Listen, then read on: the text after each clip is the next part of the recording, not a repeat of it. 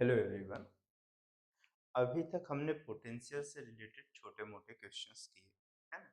Ring के कारण देखे, डिफरेंट स्ट्रक्चर्स के कारण एक के स्ट्रक्चर्स के कारण दूसरे पे कैसा इफेक्ट पड़ रहा था, पोटेंशियल डिफरेंस से रिलेटेड क्वेश्चंस किए।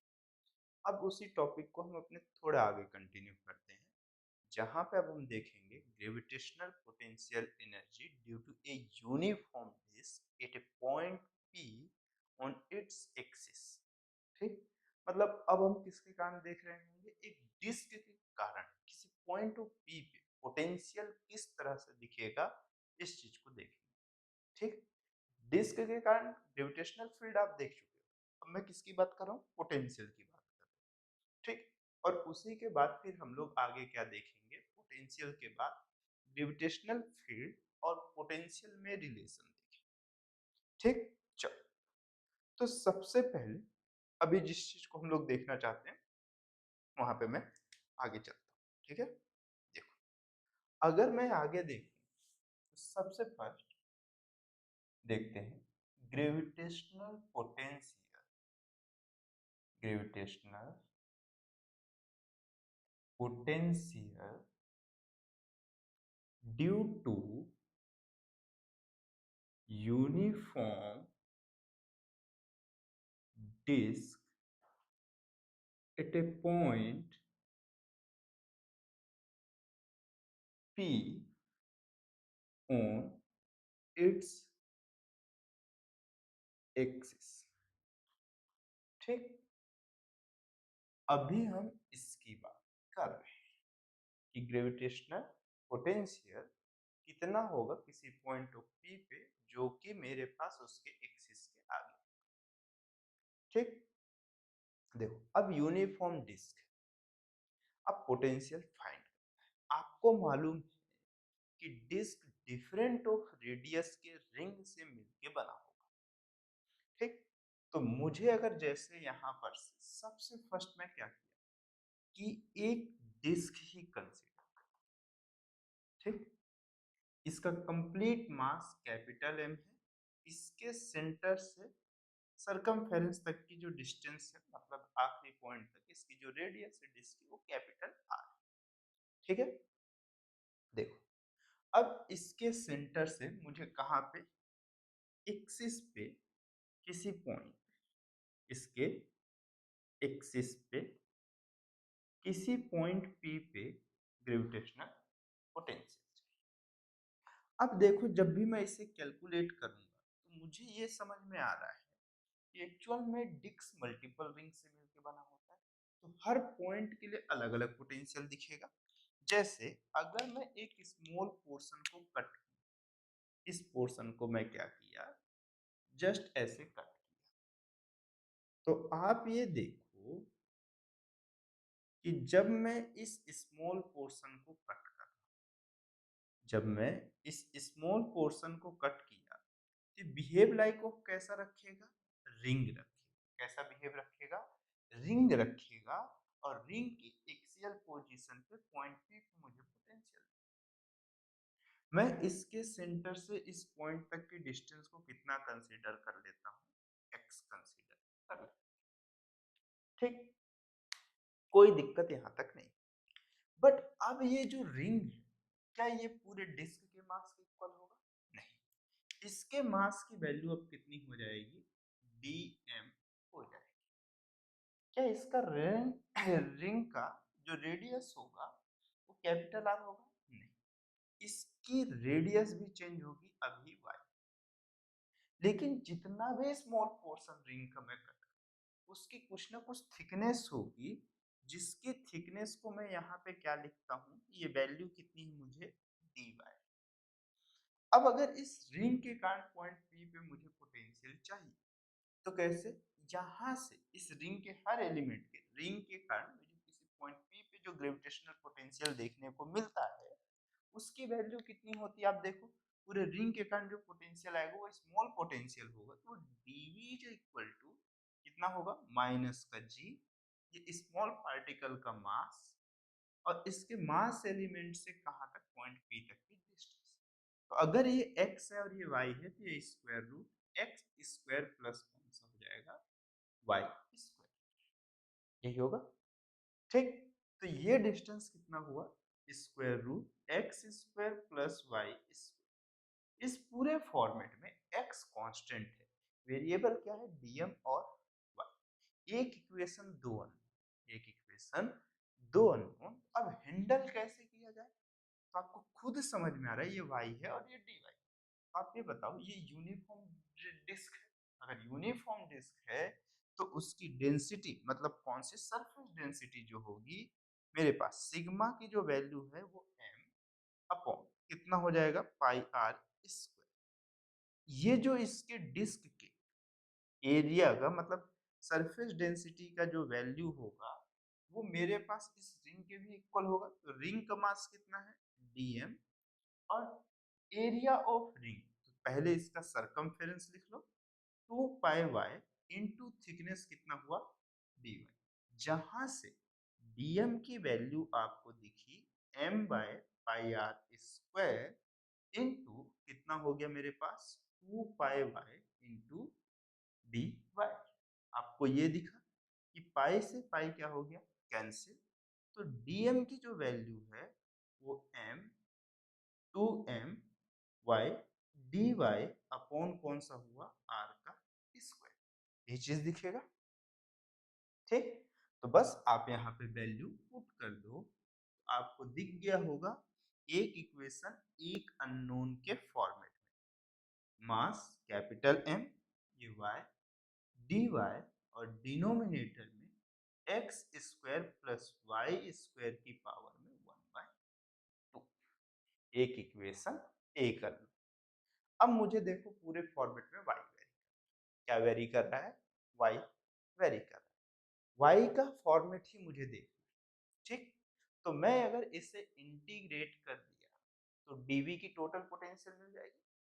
इंटीग्रेशन ऑफ कितना हुआ मेरे पास, 2g m y dy, denominator में कितना हो जाएगा, X square plus Y square की पावर में 1/2। यही है। देखो अगले स्टेप पे देखो, इसका पोटेंशियल ऑफ मेरे पास v हो जाएगा, ठीक। अब बोलो, देखो 2 constant, g constant, mass m constant, integration of y dy upon X square plus Y square की पावर में 1/2। अगर आप इस 2 को यहीं पर रहने दो तो अब आपको ये दिखना स्टार्ट हो रहा होगा, अब आपको इसमें कुछ दिखना स्टार्ट हो रहा होगा कि अगर मैं देखूं इसको 1 टाइम्स ऑफ डी रिप्रेजेंट किया मतलब टी के फॉर्मेट में लिया, तो इसका डिफरेंशिएशन यहाँ पे है। मतलब मैं क्या कह रहा हूँ, रिप्लेसमेंट ऑफ मेथड से इसको इंटीग्रेट कर लिया, ये टी के इक्वल, ठीक है। तो आप अगर इसको y को t के रिस्पेक्ट में क्या करेंगे, डिफरेंशिएशन, x कांस्टेंट है तो ये आएगा 2y dy अपॉन कौन सा हो जाएगा, dt is equal to t के रिस्पेक्ट में डिफरेंशिएट कर दिया। मन है तो y के रिस्पेक्ट में कर दो तो इधर dt ऑफ dy आ जाएगा, कोई फर्क नहीं पड़ेगा। तो देखो आपको दिखेगा 2y dy की वैल्यू किसके इक्वल है, dt के इक्वल। तो जैसे ही आप यहाँ पर वैल्यू पुट करोगे, g m 2y dy की वैल्यू को आप कितना लिखोगे, dt, और denominator X square plus Y square को आप कितना लिखोगे, टी दी पावर 1/2, ठीक। अब देखो y की वैल्यू कहाँ से कहाँ तक वेरी कर रही थी, सेंटर से इसके सरकमफेरेंस तक, मतलब आखिरी एंडिंग तक, तो जीरो से कैपिटल R। मैं लिमिट नहीं चेंज कर रहा हूँ, मैं लिमिट अभी भी यही यूज कर रहा हूँ। देखो अभी इसलिए मैं इस फॉर्मेट को बोल रहा हूँ बार बार कि अभी जब इसका लिमिट आएगा तो अभी ये डिस्क जो है वो कंप्लीटली सेंटर से यहाँ तक गई। कई बार डिस्क जो आएगा वो डिस्क कैसा रहेगा, दो डिफरेंट रेडियस में होगा, तो इसके बाद जो इसका सॉल्यूशन आएगा वो मुझे इंपॉर्टेंट है, ठीक। तो देखो अगले स्टेप में जैसे ही आप इसे सॉल्व करोगे तो v इज इक्वल टू कितना हो जाएगा, माइनस का g m, यही लिखोगे। अगले स्टेप में टी दी पावर 1/2 का इंटीग्रेशन कितना होता है, आप बताओ। टी दी पावर ऑफ -1/2 हो जाएगा, -1/2 plus 1 T the power of 1/2, denominator में 1/2 आ जाएगा। तो इसका जो इंटीग्रेशन होगा वो कुछ ऐसा ही होगा, लिमिट जीरो से कहां तक, कैपिटल आर। तो v is equal to minus G M, और ये 2 हो जाएगा, और लिमिट कितना है, t की पावर में 1/2 की वैल्यू। तो t की पावर की वैल्यू कितनी है मेरे पास, t की value X square plus Y square, यही है, और इसके एक्सपोनेंट में 1/2, लिमिट जीरो से r। ठीक, यही है, और आपको ये याद रखना है, आपको ये याद रखना है, ठीक है, ये याद रखना पड़ेगा। आप देख लो एक बार, कुछ छूट तो नहीं रहा है, कुछ छूट रहा है इस पूरे फॉर्मेट में, कुछ छूट रहा है। आप अच्छे से देखो, यहाँ पे आर स्क्वायर छूट रहा है, मैं ये आर स्क्वायर नहीं लिख रहा हूँ। आप डायमेंशन बीच में चेक करते चला किया करो, डायमेंशन आपको एकदम हर टाइम पे परफेक्ट नहीं है। अब देखो यहाँ पे अगर मैं आर नहीं लिख रहा होता तो ये मेरे पास डिनोमिनेटर में सिर्फ कितना आ रहा होता, डिस्टेंस का फॉर्मेट, और यहाँ पर से मेरे पास डिस्टेंस का स्क्वायर, एक कैंसिल आउट होता, ऊपर डिस्टेंस बच रहा होता। सिमिलर यहाँ पर भी अभी आर स्क्वायर है, यहाँ पर भी आर स्क्वायर है, मेरे पास अगर यहाँ पे आर स्क्वायर है तो ये भी आर स्क्वायर है, और ये भी कितना है, आर स्क्वायर है। ये फॉर्मेट मुझे इंपॉर्टेंट है। अब मुझे एक्चुअल में डिस्क के लिए चाहिए, तो मैं इस पे क्या करूंगा, अपर लिमिट माइनस कौन से लिमिट का यूज करूंगा, लोअर लिमिट का यूज करूंगा। तो लोअर अपर लिमिट की वैल्यू कितनी हो जाएगी बताओ, X square plus R square की पावर में 1/2 माइनस, लोअर लिमिट पे जैसे ही जीरो पुट करोगे तो कितना हो जाएगा मेरे पास, एक्स हो जाएगा, यही हो जाएगा, अपर लिमिट माइनस लोअर, यही होगा। देखो आप पुट करके देखो, जीरो पुट करो तो ये कितना होगा मेरे पास, एक्स स्क्वायर की पावर में 1/2 एक्स हो जाएगा।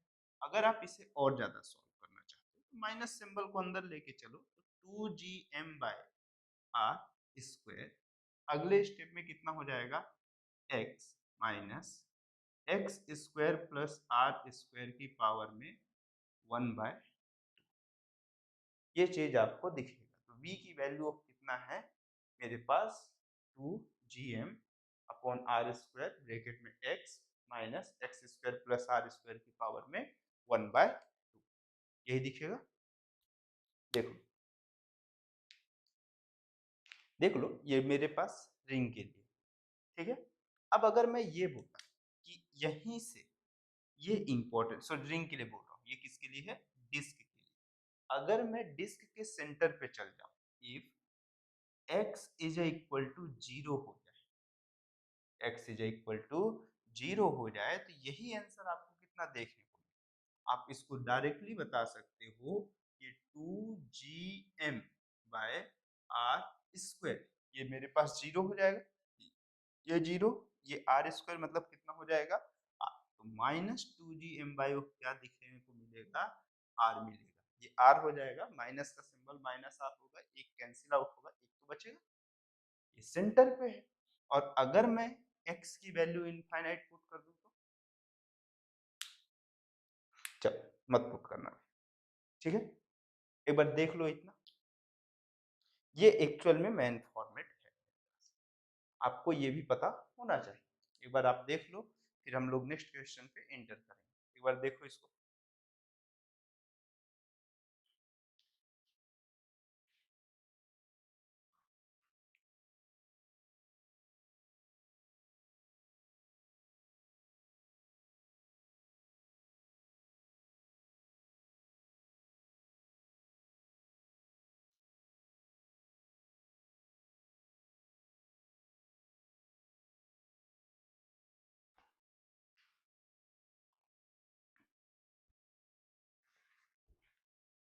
चलो यहाँ तक हो गए, इसके आगे बढ़ते हैं थोड़ा सा, है ना? देखो इसी फॉर्मेट में बस थोड़ा सा और कुछ चेंजेस करना है क्या मुझे, अगर इस पे कुछ लग रहा हो तो बताओ, छोड़ो ना, हो गया ये एकदम परफेक्ट। इसी के बाद एक नेक्स्ट क्वेश्चन देखते हैं, आपकी स्क्रीन पे दिखना स्टार्ट हो गया। उसी क्वेश्चन से हमें कुछ कुछ समझने को मिलेगा, उसी क्वेश्चन में दो चीज मैं करके दिखाऊंगा, ठीक है।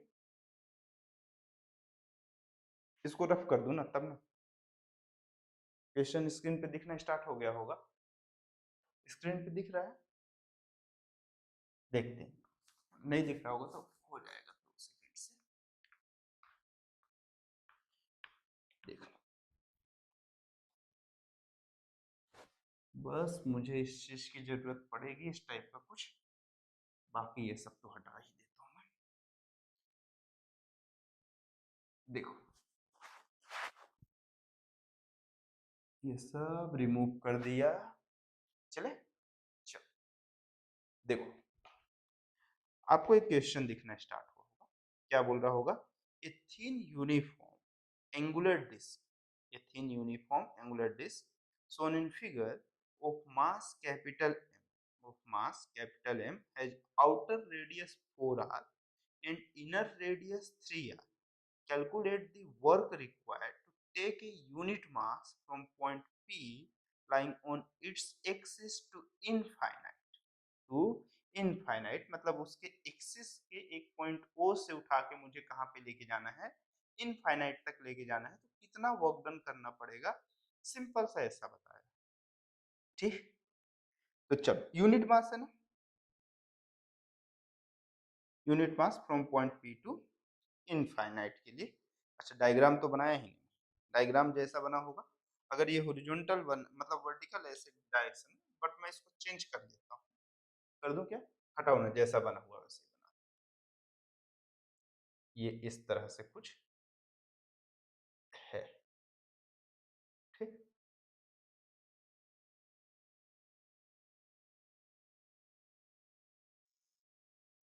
ये कुछ इस तरह से है, ये 3r है, और ये मेरे पास यहाँ तक कितना है, 4r, एक 3r है, एक 4r है, इसके यहाँ पर से सेंटर से मूव करके पॉइंट P तक जाना है, जो कि कितने के इक्वल है, 4r के इक्वल है, ठीक। अब देखो, अब ये जो डिस्क आपको दिख रही है वो दो डिफरेंट रेडियस, कैसे, दो डिफरेंट रेडियस है, उसका एक सेक्शन स्टार्ट ही कहाँ से, इनर सरफेस की जो रेडियस है वो 3r है, और आउटर सरफेस की जो रेडियस है वो 4r। अब देखो आपको यहीं पर ये सब चीजें आपको समझ में आना स्टार्ट हो जाएगी।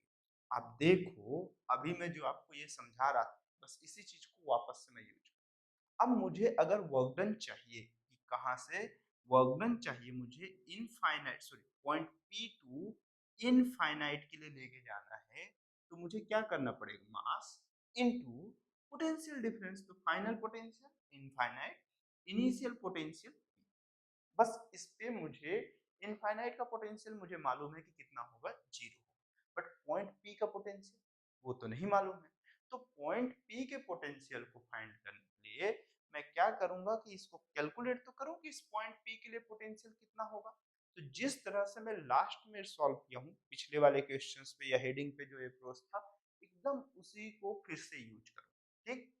तो मैं फिर से ये यूज करता हूं, तो देखो फिर एक स्मॉल पोर्शन सेलेक्ट करूंगा, ठीक, फिर से एक स्मॉल पोर्शन सेलेक्ट करूंगा यहाँ पर, एक इस डिस्क के अंदर, इस डिस्क के अंदर एक स्मॉल पोर्शन को क्या करूंगा, सेलेक्ट करूंगा,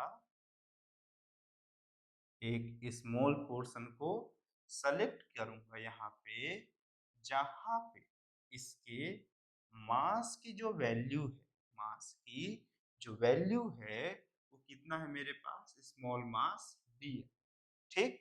तो इस स्मॉल ऑफ रिंग के कारण, due to of this ring potential at point P जो मुझे मिलेगा वो कितना होगा, आप जानते हो कि dv इज इक्वल टू, बोलो जी, कितना हो जाएगा, due to of ring at point P, G ring का मास कितना हो जाएगा, dm, और इसके सेंटर से मतलब इस मास तक की जो डिस्टेंस है, ठीक, और मेरे पास वो कितनी कंसीडर कर ले रहा हूँ, y, और ये 4r है, तो ये कितना हो जाएगा मुझे, y स्क्वायर प्लस 16r का स्क्वायर, यही मिलेगा इस मास से इस पॉइंट P पे डिस्टेंस, ठीक। तो इसकी वैल्यू को मैं लिखता हूँ वाई स्क्वायर प्लस 16r देखो एक इक्वेशन दो, ठीक। अब मैं क्या कर रहा हूँ, डीएम को कन्वर्ट कर रहा हूँ वाई के फॉर्मेट में। डेंसिटी यूनिफॉर्म है तो पहली बात इसकी डिस्क की सरफेस डेंसिटी कितना हो, मास अपॉन सरफेस एरिया, मतलब जितने पोर्शन पे मास डिस्ट्रीब्यूटेड है, तो मास कितने में डिस्ट्रीब्यूटेड है, पाई, मेरे पास लिखूंगा पाई आर स्क्वायर, कौन सा, इनर रेडियस का स्क्वायर, को सब्सट्रैक्ट करूंगा आउटर रेडियस के स्क्वायर्स, मतलब 4r का स्क्वायर माइनस, मतलब 4r का स्क्वायर कितना हो जाएगा मेरे पास, 16r स्क्वायर माइनस 3 के लिए कितना हो जाएगा, 9r का स्क्वायर, ठीक। जहां पर से ये वैल्यू कितनी हो जाएगी मुझे, डीएम। अब इसको मैं अभी थोड़ा सा हटाता हूँ, इसको यहाँ से रिमूव करता हूँ, ये डीएम पोर्शन के लिए कितना हो जाएगा, डीएम, और इसके जो एरिया होगी वो कितनी होगी, 2 पाई वाई, और इस पोर्शन के स्मॉल ऑफ रेड पोर्शन की जो थिकनेस है मैं उसे कितना कंसीडर कर रहा हूँ, डी वाई, तो 2 पाई वाई इंटू कितना हो जाएगा, डी वाई, जहां से डीएम की जो वैल्यू मिलेगी वो m by pi 16r square minus 9r square, ठीक, into 2 pi Y into D Y, और पाई कैंसिल, ये हो जाएगा 2m वाई डी वाई, और डिनोमिनेटर में कौन सा हो जाएगा, 16 माइनस ऑफ 9 कितना हो जाएगा, 7r स्क्वायर।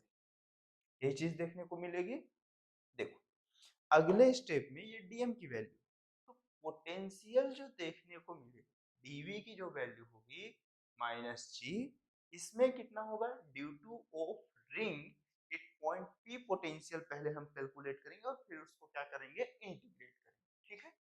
तो DV is equal to minus G into DM, और डीएम की वैल्यू को मैंने कैलकुलेट कितना किया हो बताओ, 2 capital M Y D Y, और डिनोमिनेटर में 7r का स्क्वायर, ठीक। अब एक्चुअल में 7r के स्क्वायर से ज्यादा इंपॉर्टेंट मेरे पास ये है, मुझे लिख के जो दिखाना है वो आपको ये फॉर्मेट का मैं आपको दिखाना चाहता हूँ, कुछ इस तरह से। और मेरे पास अभी तो ये डीएम की वैल्यू है, अभी मुझे इस रिंग के सरफेस से पॉइंट पी तक की जो डिस्टेंस बची है वो कितनी है मेरे पास, square root Y square plus of 16r का स्क्वायर, यही चीज है। तो अगर मैं पिछले क्वेश्चन से कंपेयर किया तो ये मेरे पास x लिखा हुआ था, इस पे देखो आप याद करो, और ये जो आउटर रेडियस है उसे मैं r2 लिख लेता हूँ, जिसे 4r लिखूंगा, और इनर रेडियस को अगर मैं 3r लिखता हूँ, अगर इनर रेडियस को 3r लिखता हूँ, तो मैं जब इसे इंटीग्रेट करूंगा, तो y की वैल्यू कहाँ से कहाँ तक वेरी कर रही होगी, r1 से लेके r2, यही वेरिएशन होगा।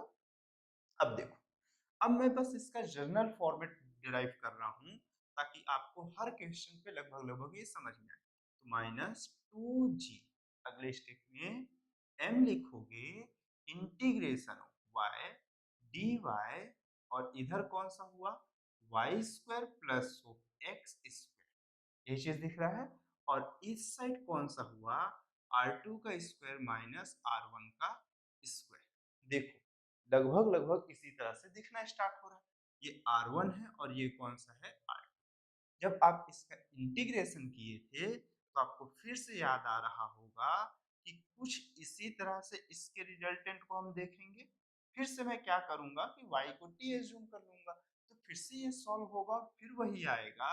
तो जब ये कंप्लीटली ऑफ फॉर्मेट में ये आ रहा होगा तो मेरे पास ये देखने में कितना दिखेगा बताओ, X square plus Y square की पावर में 1/2, और लिमिट कहां से कहां तक है, r1 से r2 तक। बस इस तरह से इस वैल्यू को मैं इसमें पुट कर दूंगा, और अगर मैं पुट किया तो अब देखो ये लगभग लगभग सिमिलर दिख रहा है। यहाँ पे लोअर लिमिट पूरा कंप्लीट डिस्क था तो जीरो था, बट यहाँ पे कौन सा है, R1 है, और ये मेरे पास कितना है, अपर लिमिट R2।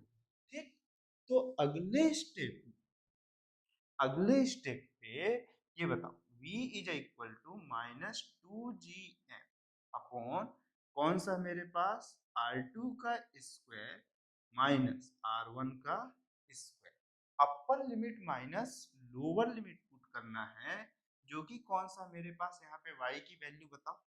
y की प्लेस पे मैंने कितना एज्यूम किया, मेरे पास कहाँ से स्टार्ट होगा y, R2 का स्क्वायर, तो ये x स्क्वायर प्लस R2 की वैल्यू कितनी है मेरे पास, 4r, तो ये कितना हो जाएगा 16r का स्क्वायर, और x की प्लेस पे 4 वैल्यू पुट कर दो। मेरे पास था ना, मैं पहले लिख के दिखाया हूँ, ये कितना हो जाएगा, बस यहाँ पर y की प्लेस पे वैल्यू पुट करना स्टार्ट कर दो। ये कितना हुआ 16r का स्क्वायर x के प्लेस पे, और y की प्लेस पे R2 का स्क्वायर, R2 कितना है 4r, तो ये भी कितना हो जाएगा 16r का स्क्वायर। अपर लिमिट पावर में 1/2 माइनस लोअर लिमिट कितना है 3 है, ये कितना हो जाएगा मेरे पास 16r square plus 9r square की पावर में 1/2, और ये मेरे पास कितना हुआ 16 - 9, ये कंप्लीटली मैं यहाँ पे आंसर फिर से लिख दे रहा हूँ, ये 7r स्क्वायर। ठीक, तो v is equal to minus two G M upon 7r का स्क्वायर। ठीक, और ये 32r, तो मतलब मेरे पास कितना हुआ 32 के लिए 16, और कितना हुआ 2 हुआ, तो मतलब 4 स्क्वायर रूट 2 हो जाएगा, 4 स्क्वायर रूट 2 r माइनस ये कितना हो जाएगा 5r हो जाएगा। ठीक, और मेरे पास आप देखो r से r एक कैंसिल आउट हो जाएगा, एक r बस बचेगा यहाँ, तो अंदर साइड सिर्फ इतना देखने को मिलेगा। ये किस पॉइंट के लिए पोटेंशियल है, P पॉइंट के लिए पोटेंशियल है। अब मुझे पूछ रहा है कि वर्क डन कितना हो। देखो मुझे इंपॉर्टेंट पोर्शन सिर्फ ये आपको फेस डिराइव करके दिखाना, उसके बाद तो फिर मेरे सब काम हो। ठीक, जब दो मतलब डिफरेंट रेडियस का सेंटर से स्टार्ट हो रहे तो R1 की वैल्यू जीरो, खत्म कहानी वहीं पे।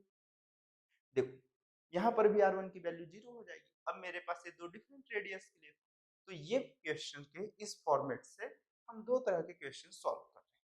ठीक है, देखो अगले स्टेप पे समझने की कोशिश करें। यहाँ तक हो गया, बहुत सही हो गया, कोई दिक्कत की बात नहीं। अगले स्टेप पे जैसे ही मैं बढ़ा, तो मुझे क्या पूछ रहा था कि वर्क डन फाइंड करना है पॉइंट P2 कहाँ के लिए, इनफाइनाइट के लिए। तो टेस्टिंग मास या यूनिट मास बोला है, मतलब m की वैल्यू 1 हो जाएगी, और मेरे पास point of infinite final point होगा, और P इनिशियल पॉइंट होगा। आपको मालूम है कि इनफाइनाइट पॉइंट का पोटेंशियल कितना होता है, जीरो, और पॉइंट ऑफ P के लिए आप कैलकुलेट कर चुके हो वर्क डन, और यहाँ पर से आपको मालूम है कि m की वैल्यू 1, तो बस ये माइनस फॉर्मेट आएगा, 1 रखोगे, जीरो, और माइनस यहाँ पर का क्या हो जाएगा, प्लस हो जाएगा। तो जो वर्क डन हो रहा होगा पॉइंट P से इनफाइनाइट तक लेके जाने के लिए, वो 2gm/7r, और ये कितना हो गया 4 स्क्वायर रूट 2 माइनस 5। ये आपके पास आंसर आएगा, ये आपके पास आंसर आएगा। चेक कर लो एक बार। ठीक है, मेरा तो सही है, आप लोग अपना चेक कर लो, कुछ प्रॉब्लम हो तो देख लो एक बार, देख लो यहाँ तक। इक्वेशन समझा ना आपको, चलो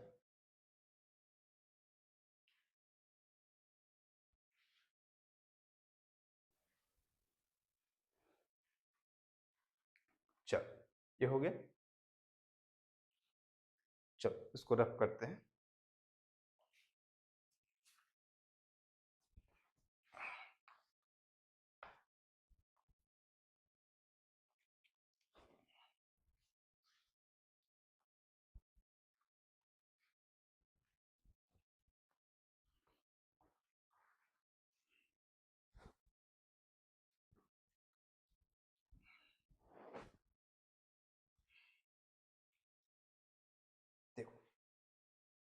अब क्या देखेंगे, रिलेशन बिटवीन पोटेंशियल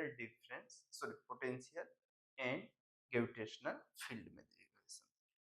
ठीक है, चलो तो नेक्स्ट हेडिंग चलते हैं हम अपने कहाँ पे, relation between gravitational potential and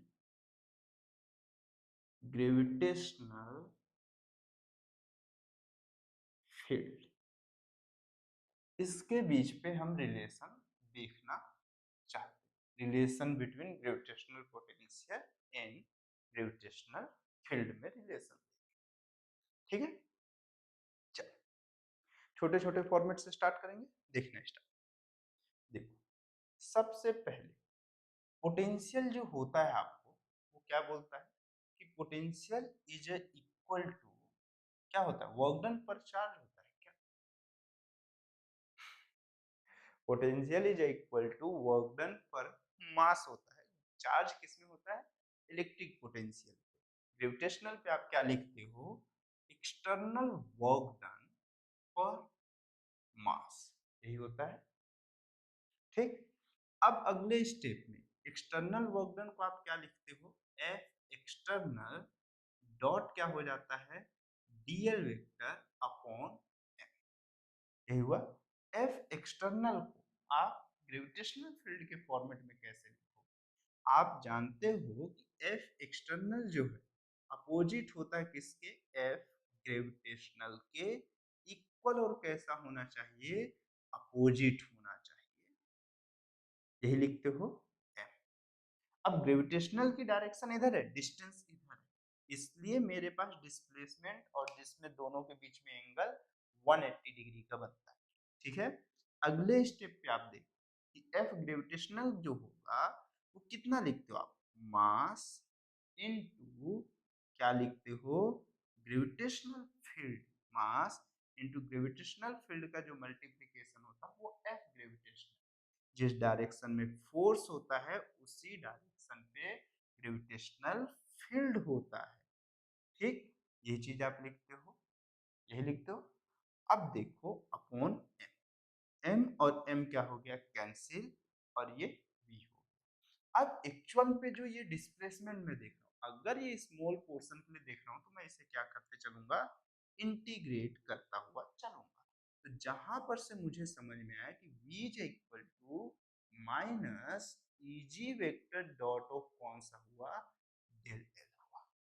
ये है मेरे पास ग्रेविटेशनल पोटेंशियल और ग्रेविटेशनल फील्ड में रिलेशन। ठीक, ये रिलेशन मुझे कैसा है, यहाँ पर ये समझ में आया कि ग्रेविटेशनल पोटेंशियल जो है वो कौन सी क्वांटिटी है, स्केलर। आपको ये मालूम होना चाहिए, ये बार बार मैं बता रहा हूँ कि कई लोग इसकी डायरेक्शन लिखने में बड़ा प्रॉब्लम दिखाते हैं। अट्रैक्शन के टाइम पे अगर मैं एक स्फीयर इस तरह से, ठीक, इस पॉइंट के लिए देख, अट्रैक्शन के टाइम पे ग्रेविटेशनल फील्ड इधर है, बट डिस्टेंस हम यहाँ से यहाँ मेजरमेंट कर रहे होते हैं, और डिस्प्लेसमेंट किस डायरेक्शन पे है, इस डायरेक्शन पे, डीएल वेक्टर इधर है और ये इस अट्रैक्शन की कंडीशन, इसलिए यहाँ पे 180 डिग्री है। और जब यहाँ पे एक्सटर्नल के थ्रू वर्क डन देख रहे होते हैं तो पॉजिटिव, सो निगेटिव आ जाता है, और जब खुद के थ्रू देख रहे होते हैं मतलब ग्रेविटेशनल फील्ड के कारण तो कैसा आएगा, पॉजिटिव। ठीक, एकदम बराबर मैं इसको एकदम अच्छे से अप्रोच टू अप्रोच ऑफ हर लाइन के साथ इसको मैं बताया हूँ, जब मैं पहली बात क्या बताया हूँ, ग्रेविटेशनल पोटेंशियल और वर्क डन की बात। ठीक है, आप वहां पर जाओगे आपको दिखेगा वीडियो। ठीक है, चलो आगे बढ़ते हैं यहाँ से, ये हुआ ग्रेविटेशनल पोटेंशियल। अब मुझे ये समझ में आया कि ये कौन सी क्वांटिटी है, स्केलर, ये कौन सी क्वांटिटी, स्केलर, ये वेक्टर और ये वेक्टर। तो अब अगर मेरे पास क्वेश्चन में ग्रेविटेशनल फील्ड दिया है और डिस्प्लेसमेंट है तो मैं तो इसका यूज, लेकिन लेकिन ये डॉट प्रोडक्ट है तो आई कैप जे कैप के कैप, लेकिन अगर क्वेश्चन हर बात इस तरह से ना दिखे तो कैसा हो, अगर मैं ये कहा कि गलती से मुझे ये ऐसा देखने को मिल गया तो easy vector dot DL vector, अब कैसे आप इसको हैंडल, तो अब जब मुझे ग्रेविटेशनल फील्ड चाहिए in the form of vector, तो हम क्या लिखेंगे, ये माइनस, अब एक नया टर्म आता है पार्शियल डेरिवेटिव का, D by O D X, B का differentiation with respect to X, but Y and Z कैसा होगा, कांस्टेंट होगा पार्शियल डेरिवेटिव, ठीक, और ये कौन सा होगा, आई कैप, प्लस अगले स्टेप में del B by O del Y, और ये कौन सा होगा, जे कैप, जब एक्स के रिस्पेक्ट में डिफरेंशिएशन हो रहा होगा पार्शियल डेरिवेटिव, तो आई कैप रहेगा और y और z कांस्टेंट रहेगा, जब y के रिस्पेक्ट में होगा तो j कैप आएगा, x और z कांस्टेंट रहेगा, और जब z के रिस्पेक्ट में डिफरेंशिएशन होगा इसका, तो k कैप आएगा। ये तब के लिए है जब कुछ इस तरह का टर्म देखने को मिले, मतलब एक स्केलर क्वांटिटी का मुझे डिफरेंशिएशन करना पड़ेगा और अगर वेक्टर टर्म चाहिए तो, ये मतलब एक स्केलर क्वांटिटी है, सॉरी ये एक वेक्टर क्वांटिटी और मुझे स्केलर का डिफरेंशिएशन करना है विथ रिस्पेक्ट टू किसके, मेरे पास एक वेक्टर क्वांटिटी के रिस्पेक्ट में, तो वेक्टर को इसको अगर आप देखो तो ये dx i cap plus dy j cap plus dz k cap होगा, तो सेपरेटली सभी के साथ होते चल जाएगा और इसे हम क्या बोलते हैं, पार्शियल डेरिवेटिव बोलते हैं। अगर मतलब मैं इसे लिख रहा हूँ del by O del x, तो मैं इसे क्या लिखता हूँ कि ये मेरे पास पार्शियल डिफरेंशिएशन या डेरिवेटिव है, ठीक, और विथ रिस्पेक्ट टू किसके है मेरे पास, x, y and z are constant. Similar, अगर मैं कुछ ऐसा लिख रहा हूं तो इसका मतलब है ये पार्शियल डेरिवेटिव है जो कि विथ रिस्पेक्ट टू कैसा है मेरे पास, y है, और x एंड z कैसा है मेरे पास, x and z are constant है। सिमिलर, सिमिलर, अगर मैं ये लिखा कि del by O del Z है, तो इसका मतलब है कि ये कौन सा है, पार्शियल डेरिवेटिव है जो कि किसके रिस्पेक्ट में है, विथ रिस्पेक्ट टू जेड है, और मेरे पास y एंड z कैसा है, कांस्टेंट है। इसका मतलब ये है, ये तब के लिए है जब मुझे पोटेंशियल गिवन हो और electric field, sorry gravitational field पूछा हो, और ये तब के लिए है जब मुझे ग्रेविटेशनल फील्ड गिवन हो और मुझे क्या पूछा हो, पोटेंशियल पूछा। दोनों के साथ हमने रिलेशन देखा। अब आप इसे एक बार देखो, फिर उसके बाद आप हम लोग इससे रिलेटेड काफी लंबे सारे क्वेश्चंस करें, ठीक है। देखो इसको एक बार,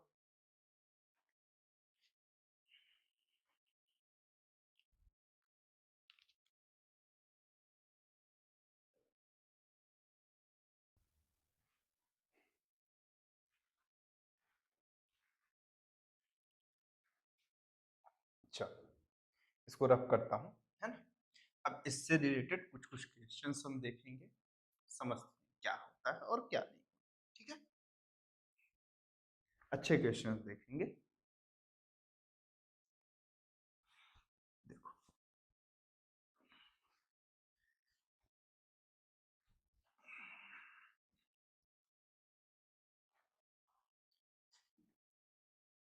क्वेश्चन स्क्रीन पे दिखना स्टार्ट हुआ, स्क्रीन पे हो गया होगा ना।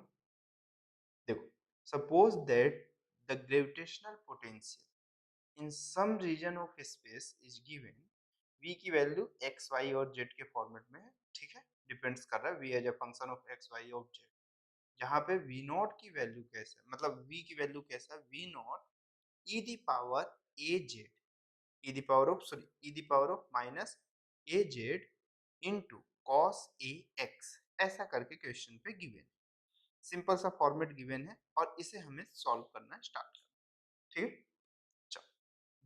where a is a positive constant, sorry, where a is a positive constant, find the gravitational field everywhere, हमें ग्रेविटेशनल फील्ड बताना है हर जगह पे कि कितना होगा और कैसा होगा, ठीक है। चलो, तो जहां पे हमारे पास potential as a function of X Y और जेड गिवन है और V not is equal to E the power of minus A Z, ठीक, इनटू कॉस ए एक्स। ये कुछ इस तरह का फॉर्मेट उस तरह से लिख दिया है, वो एक्सपोनेंशियल को ई दी पावर लिखने के बदले एक्सपोनेंशियल पूरा लिख दिया कि एक्सपोनेंशियल इतना है, ठीक है। चलो, ये लिखा हुआ है और मुझे ग्रेविटेशनल फील्ड हर जगह पे बताना है। अभी जस्ट कुछ देर पहले हमने ग्रेविटेशनल फील्ड का रिलेशन किसके साथ, पोटेंशियल्स के साथ देखा है। तो अब मुझे ये चीज मालूम है कि जब मुझे ग्रेविटेशनल फील्ड चाहिए, वो भी वेक्टर के फॉर्म में, तो ये मुझे कैसा मिलेगा, minus del by of del X V I cap plus del V by of del Y J cap, इसे हम डेल पढ़ते हैं ना, ठीक। फिर नेक्स्ट स्टेप में del by of del Z के कैप इस फॉर्मेट में, और ये वी के रिस्पेक्ट में डिफरेंशिएट हो रहा है, ठीक। अब देखो यहाँ पे मेरे पास z का फंक्शन है, x का फंक्शन y के लिए। जब हम x के रिस्पेक्ट में डिफरेंशिएट करेंगे तो y और z कांस्टेंट होगा, y के रिस्पेक्ट में जब करेंगे तो हमारे पास क्या क्या कांस्टेंट होगा, x और z कांस्टेंट होगा, और जब z के रिस्पेक्ट में करेंगे तो y और x कांस्टेंट होगा, ठीक। तो देखो x के रिस्पेक्ट में डिफरेंशिएट हो सकता है क्योंकि इसमें x का टर्म है, बट y के रिस्पेक्ट में मेरे पास कैसा है, कंप्लीटली कांस्टेंट हो जाएगा। तो जब del B by of del Y आप लिखोगे तो आप इसे चुपचाप जीरो लिख सकते। तो आप अगर ऑप्शन है आपके पास तो आप वो देखोगे कि जहां पे मेरे पास ग्रेविटेशनल फील्ड की मतलब y के डायरेक्शन में कितना वैल्यू होनी चाहिए, जीरो होनी चाहिए। जहां पर ग्रेविटेशनल फील्ड y के डायरेक्शन पे नहीं है, अगर चार ऑप्शन है उसमें से एक ऑप्शन में y की डायरेक्शन पे ग्रेविटेशनल फील्ड जीरो है तो 100% आंसर वही। बट अगर दो तीन ऑप्शन ऐसे हो जहां पे ग्रेविटेशनल फील्ड की वैल्यू मेरे पास y की डायरेक्शन पे जीरो है, तो मतलब अब मुझे सॉल्व करना पड़ेगा। तो अगर मुझे del v by of del x अब फाइंड कर लेते हैं, तो आप देखो जब x के रिस्पेक्ट में इसको डिफरेंशिएट करोगे तो v नॉट तो कांस्टेंट हो जाएगा और z भी कांस्टेंट हो जाएगा, तो e the power minus a z हो जाएगा। कांस्टेंट के बाद x कैसा रहेगा, वेरिएबल रहेगा, x की वैल्यू वेरी कर रही होगी विद रिस्पेक्ट टू x। अब ये जब डिफरेंशिएट होगा, कांस्टेंट टर्म तो मेरे डिफरेंशिएशन पार्टिसिपेट ही नहीं करेगा, cos का डिफरेंशिएशन जो होगा वो कितना हो जाएगा, माइनस का साइन, और ax का जब डिफरेंशिएशन करोगे तो a हो जाएगा। तो ये मेरे पास ऐसे ही आएगा, जहां से इसकी वैल्यू को हम लोग लिख सकते हैं v नॉट माइनस, इसे कितना लिखेंगे, minus A V not minus A V not E the power minus A Z, ठीक। और ये कौन सा हो जाएगा, साइन ए एक्स।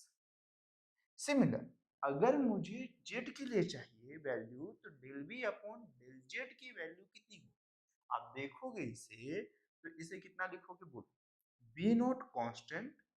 अब मेरे पास cos ए एक्स कांस्टेंट हो जाएगा, बट क्या मेरे पास जेड कांस्टेंट होगा क्या, नहीं।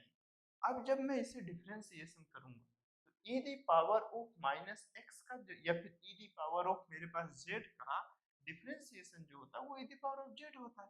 कांस्टेंट डिफरेंशिएशन के टर्म में सामने आ जाएगा विथ सिंबल, तो ये मेरे पास minus A e the power of minus A Z हो जाएगा, जहां पर से इसकी वैल्यू कितनी हो जाएगी मेरे पास, minus A not V not, और ये कौन सा हुआ, e the power minus A Z cos A x.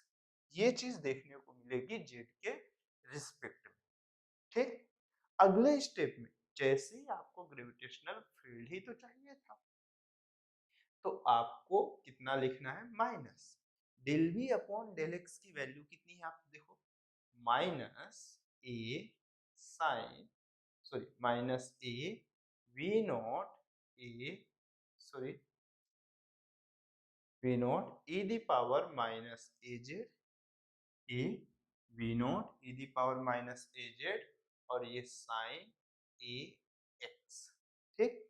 अगले स्टेप पे मेरे पास इसका यूज करो, तो ये फिर कितना हुआ, फिर मेरे पास जे के लिए सॉरी ये आई कैप रहेगा और जे के लिए तो जीरो हो जाएगा प्लस जीरो जे कैप प्लस के कैप के लिए आप कितना यूज करोगे, देखो प्लस और माइनस माइनस हो जाएगा, A not V not E the power minus A Z और ये कौन सा हो जाएगा कॉस ए एक्स। ठीक। अब देखो माइनस सिंबल को जब कॉमन लोगे तो ये प्लस हो जाएगा और ये कितना हो गया के कैप में यहाँ पे छोड़ दिया। ठीक।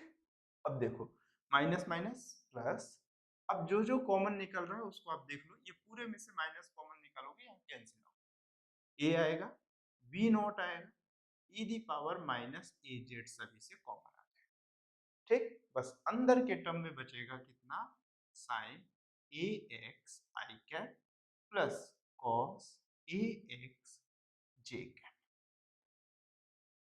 ये आपके पास टर्म बचेगा। ये ग्रेविटेशनल फील्ड है सभी डायरेक्शन। ठीक। देख लो एक बार इसको,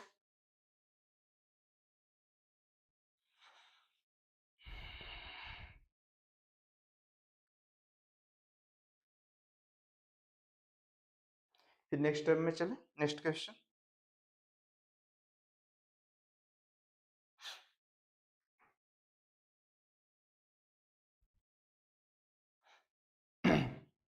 चलो रफ करो इसको,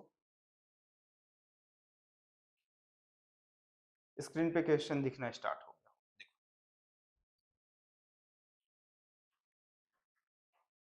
इसको रफ करता हूँ।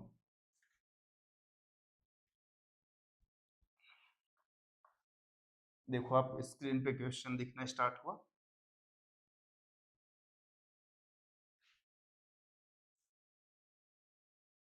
देखो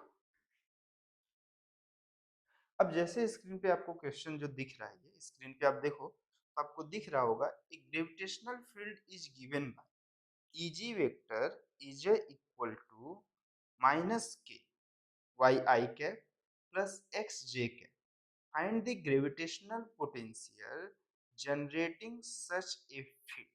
अब पोटेंशियल कितना जनरेट होगा मुझे ये बताना है, पोटेंशियल कितना जनरेट होगा मुझे अब ये बताना है कि पोटेंशियल की वैल्यू कितनी होगी। तो देखो देखो सबसे फर्स्ट जब इस क्वेश्चन के सॉल्यूशन को मैं इंटर किया तो मुझे क्या दिख रहा है कि EG vector is equal to minus K Y I cap plus X J cap. अब पोटेंशियल पूछ लिया, अभी तक जो भी आपसे पूछ रहा था हर बार क्या पूछा, अभी जो एक क्वेश्चन किए थे उस पर ग्रेविटेशनल फील्ड पूछा, अब पोटेंशियल पूछा, रिवर्स से तो प्रोसेस चला है, कौन सी बहुत बड़ी बात।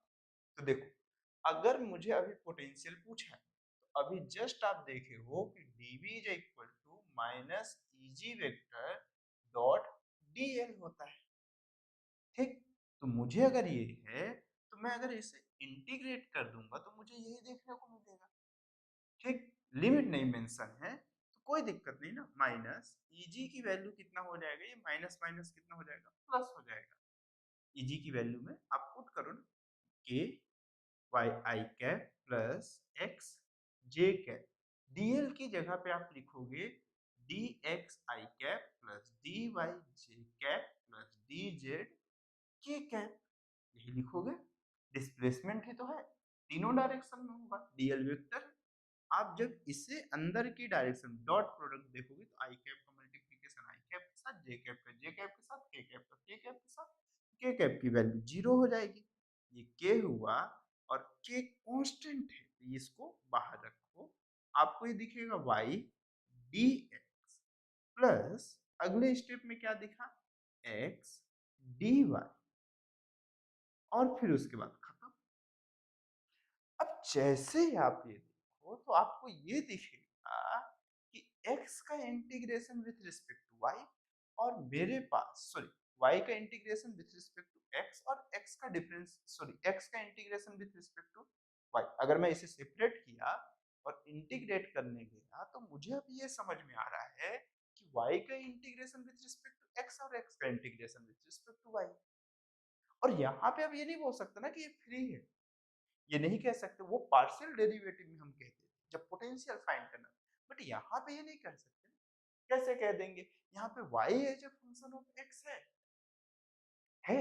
अब हम ये नहीं डिसाइड कर सक पा रहे हैं कि वैल्यू है कैसे और इसे सॉल्व कैसे करें। अब ये तो मुझे दिख ही नहीं पा रहा है कि इसे मैं सॉल्व कैसे करूं। मैं इसे अब कैसे सॉल्व करूं? मुझे दिखना भी तो चाहिए कि कोई एक ऐसा टर्म हो जो ये देख के मुझे समझ में आए। तो देखो, अगर जब भी ऐसे फॉर्मेट में आप फंसो कि कोई एक फंक्शन, बाजू वाला फंक्शन किसी दूसरे पे, दूसरे वाला फंक्शन किसी पहले वाले में डिपेंड कर रहा है, तो अगर आप इसे अच्छे से देख रहे हैं, तो आप ये समझो कि मैं अगर ये कहा कि ये y होता और यहाँ पर से assumptions कर लो कि मुझे कोई एक कांस्टेंट होता या कोई कांस्टेंट हुआ होगा या c हुआ होगा, या फिर एज्यूम कर लो कि मेरे पास कितना हो गया होगा, t हो गया, कोई कांस्टेंट ही रहा होगा, या फिर हटा दो, अभी हटा दो। देखो ये फंक्शन ऑफ एफ एक्स में लिख लेता हूँ, ऐसा कुछ ये फंक्शन बस एफ लिख लेता हूँ, ठीक। अगर मैं dy को डिवाइड कर, ये dx बाई ऑफ कौन सा होता, dy प्लस अगले स्टेप में ये x। अब देखो, मैं अगर हो सकता है, रिवर्स प्रोसेस की बात कर रहा हूं मैं, ये भी तो हो सकता है कि यहाँ पे ये dy अपॉन dy रहा हो, ऐसा। तो अगर आप ये देखो तो ये y है और ये x है, x का differentiation with respect to y है, फिर ये x एज इट इज रह गया, फिर y का डिफरेंशिएशन। मतलब ये टर्म कहीं कुछ इस तरह से तो नहीं दिख रहा कि x इंटू वाई रहे हो, ऐसा हो सकता है ना? तो एक्चुअल में जो ये फंक्शन है, ये मेरे पास डिफरेंशियल इक्वेशन का फॉर्मेट आप जब बना रहे होते हो, तब आपको देखने को मिलेगा कि ये कोई एक फंक्शन था जो यहाँ पे इसकी वैल्यू कितना था, डी की जो वैल्यू है वो कितने के फॉर्मेट में है, एक्स और वाई के फॉर्मेट, ठीक। बोलो, तो एक्चुअल में जब भी आप इसे देखोगे, या फिर अगर ऐसा कभी आपको देखने को मिला, देखो ये y है, ये dx है, ये plus x dy is equal to कोई कांस्टेंट, ठीक है। मैं अच्छे से ही दिखा देता हूँ। तो मैं इसे y लिखा, ये dx हो गया, इसे मैं x dy और ये प्लस ऑफ कौन सा हुआ, c, ठीक है। अब आप देखो, तो यहाँ पर से आप इसे कितना लिख सकते हो, ये y, ठीक। अब अगले स्टेप पे ये dx, यहाँ से dy को डिवाइड में कर दिया, ये minus x plus of c, और मेरे पास इधर से ये dy ऐसा कुछ आया होगा, फिर भी ये क्या रहेगा, कांस्टेंट से किसी टर्म ऑफ को मैं डिवाइड भी कर रहा हूँ कांस्टेंट को, तो ये मुझे कुछ इसी तरह से दिखेगा, ऐसा ही दिख रहा होगा,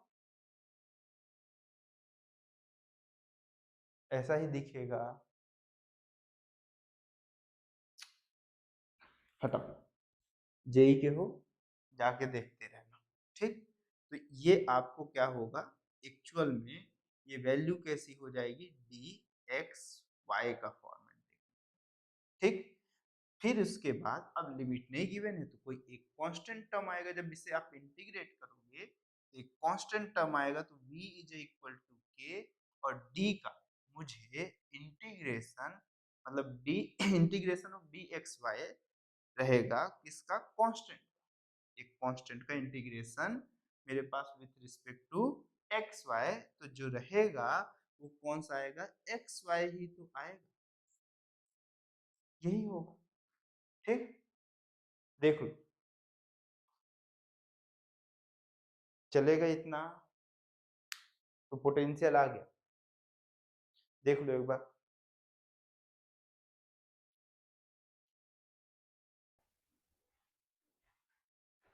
चलो, इसके बाद एक लास्ट क्वेश्चन करते हैं, है ना? देखो, एक लास्ट क्वेश्चन है, बस इसी तरह के इंटीग्रेशंस के फॉर्मेट को और एक बार छू लें, ताकि आपको इजीली समझ में आना स्टार्ट हो। इस बार दूसरी अप्रोच से मैं ट्राई करता हूँ, वर्बली ट्राई करूंगा, जहां पर से हमें इजीली समझ में आए, ठीक है।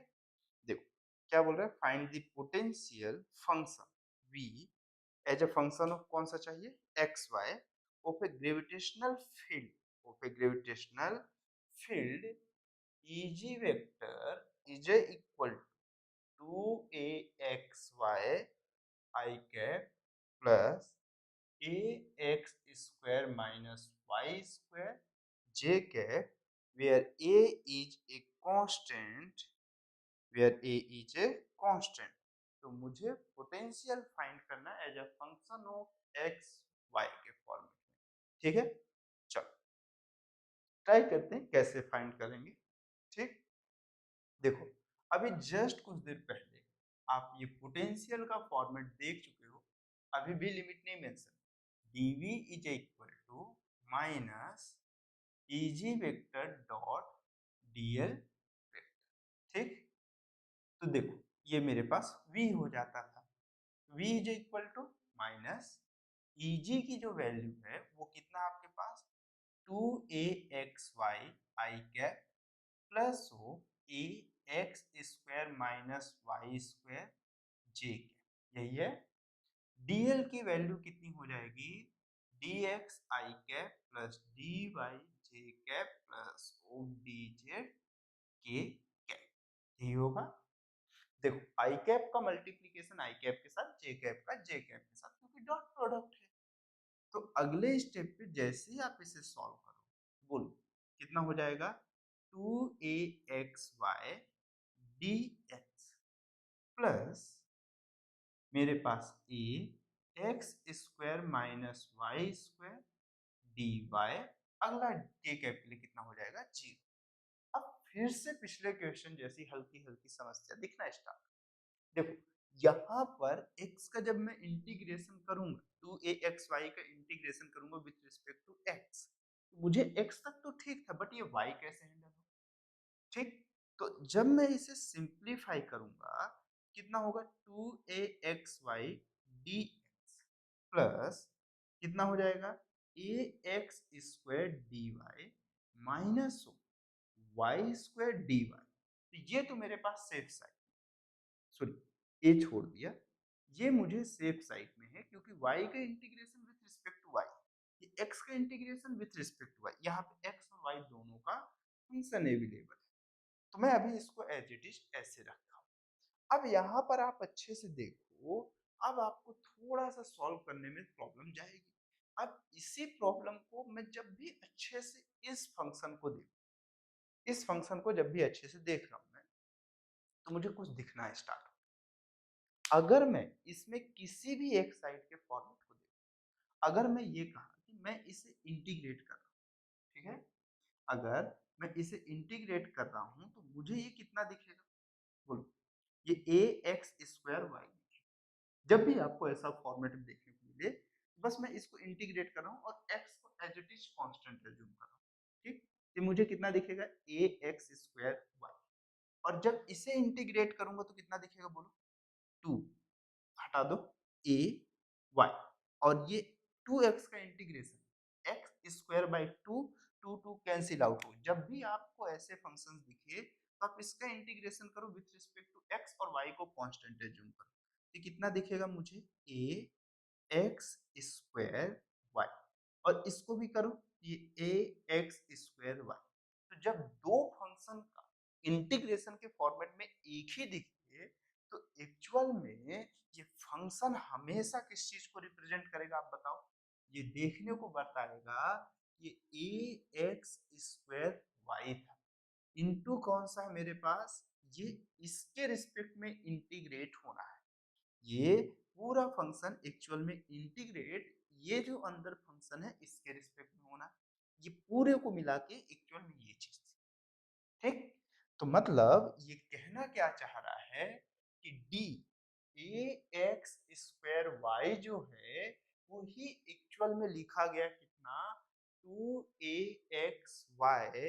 dx plus A X square D Y ये लिखा गया है तो जब मैं इसे इंटीग्रेट करूंगा तो मेरे पास ये चीज दिखेगा और ये माइनस में कितना हुआ मेरे पास A Y square by D Y ठीक और अब एक कांस्टेंट सी लिख लिए ठीक तो अगले स्टेप पे जैसे ही आप जाओ तो आपको ये देखने को मिलेगा कितना कांस्टेंट का integration with A X square Y यही टर्म आएगा A X square Y minus O A Y square का integration with respect to Y Y की पावर में 3/3 प्लस ऑफ सी, ये मुझे देखने को मिलेगा। ठीक, देख लो एक बार देख लो। अच्छा एक सेकंड, पिछले क्वेश्चन को भी एक बार रिवाइज कर देता हूँ। वहां पे क्या लिखा हुआ था बताओ, X D X plus Y D Y. तो अब देखो एक्चुअल में इसका इंटीग्रेशन आप करो, उल्टा लिख दिया ना, ये y लिखा हुआ था और ये क्या लिखा था x। अब इसका इंटीग्रेशन करो with respect to x, y को कांस्टेंट एज्यूम करो yx, इसका करके देखो ये x, ये मतलब वही हो गया ना। अब इसको भी करके देखो ना, y कांस्टेंट ही ले लो, हटाओ। कई लोग सोचेंगे इसको करके देखो, फिर आप क्या करते कि इसका इंटीग्रेशन ax y आता, इसका भी इंटीग्रेशन ax y होता, 1 + 1 आप 2 लिखते, और जैसे ही 2 लिखते आंसर गलत, आंसर गलत, सब अप्रोच सही होने के बावजूद आंसर गलत हो जाता है। इसलिए आपको ये चीज समझना है कि जब x डिपेंड्स ऑन y हो और y डिपेंड्स ऑन x हो, तो यहाँ पर मैं ये सिर्फ आपको देखने के लिए एज ए फंक्शन कंसीडर करवाने के लिए, नीट वालों के लिए एग्जाम में डायरेक्टली ये आ जाए, इसलिए मैं ये अप्रोच बता रहा हूँ। आप ऐसा इसमें इंटीग्रेट मत कर देना कि बोल रहे हो कि यार सर ये स्टेप क्यों नहीं लिखना, मैं डायरेक्टली इसको इंटीग्रेट करते हुए चला जाऊँ, y को कांस्टेंट, यहाँ पे y x कांस्टेंट नहीं है, y की y डिपेंड्स ऑन x है, x डिपेंड्स ऑन y है, सब एक दूसरे पे डिपेंड्स कर रहे हैं। तो हम क्या कर रहे हैं, बस इस फंक्शन को डिराइव करने के लिए एक बार मैं कंसीडर, तो फिर ये आया। तो ऐसे पिछले क्वेश्चन पे था इस तरह का, और वो इस क्वेश्चन, ठीक है। आई होप ये समझ में आया होगा ना। देखो नीट के अंदर बड़ी मुश्किल से एक आध बार ही आता है, जेई के अंदर बहुत बार चांसेस है, मैथमेटिक्स में भी ये चीज देखो, जब भी देखो तुरंत बच के निकलो। ठीक, मैं समझू यहाँ तक आ गया, इस पार्ट को यहीं पर खत्म करें, चलो इसको यहीं पे खत्म करते हैं, बाकी नेक्स्ट